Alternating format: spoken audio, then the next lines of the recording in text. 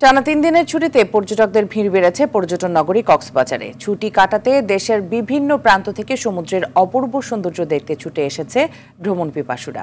পর্যটকদের আগমনে মুখর হয়ে উঠেছে সমুদ্র সৈকতের কলাতলী, সুগন্ধা, লাবণী পয়েন্ট সহ দর্শনীয় স্থানগুলো।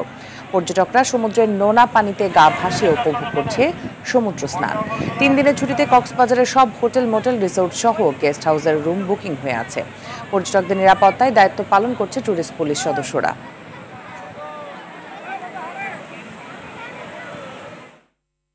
দর্শক, এই মুহূর্তে কক্সবাজার থেকে সরাসরি যুক্ত হচ্ছেন আমাদের সহকর্মী সাইফুর রহিম শাহিন।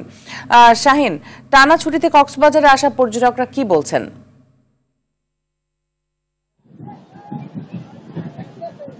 হ্যাঁ মিতু, আমি এই মুহূর্তে রয়েছি কক্সবাজার সমুদ্র সৈকতের সুগন্ধা পয়েন্টে। সুগন্ধা পয়েন্টে আমরা দেখতে পাচ্ছি সকাল থেকে এখানে লোকারণ্য।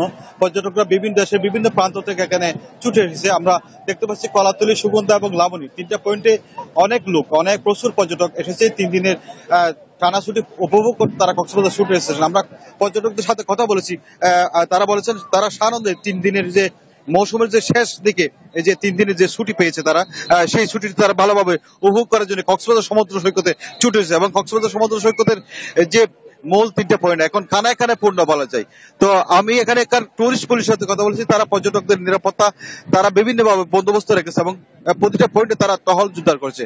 তাছাড়া এখানে রয়েছে লাইফ গার্ড কর্মীরা রয়েছে, যারা সমুদ্র স্নান করবে পর্যটক, তাদেরকে কোনো বিপদ পড়লেই তারা দ্রুত এখান থেকে উদ্ধার করার তাদের সেই সক্ষমতা রয়েছে। এবং এখানে রয়েছে বিচ কর্মী, যারা পর্যটকদের সমুদ্রের যে শৃঙ্খলা সেটা রক্ষার জন্য তারা ব্যস্ত রয়েছে। এখানে আমরা দেখতে পাচ্ছি পর্যটকরা এসেই সমুদ্রে কিটকট রয়েছে, কিটকট ছাতা নিচে বসে একাকি তারা আনন্দ উপভোগ করছেন। এবং এখানে রয়েছে ঘোড়ায় ছড়ে তারা আনন্দ উপভোগ করছেন।